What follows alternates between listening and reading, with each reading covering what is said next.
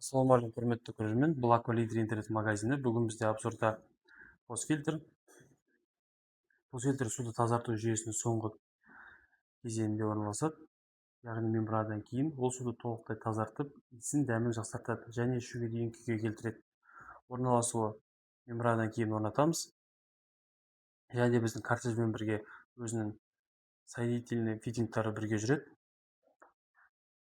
Қарап отырсаңыздар, бұл фильтрдің бір жағында головкасы, бір жағында головкасы жоқ.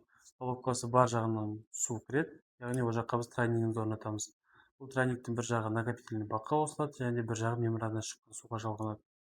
Және бесінші фильтріміздің головкасы жоқ жағына отводымызды қосамыз. Бұл отводымыз сіздердің су ішетін крандарыңызға жалғанады.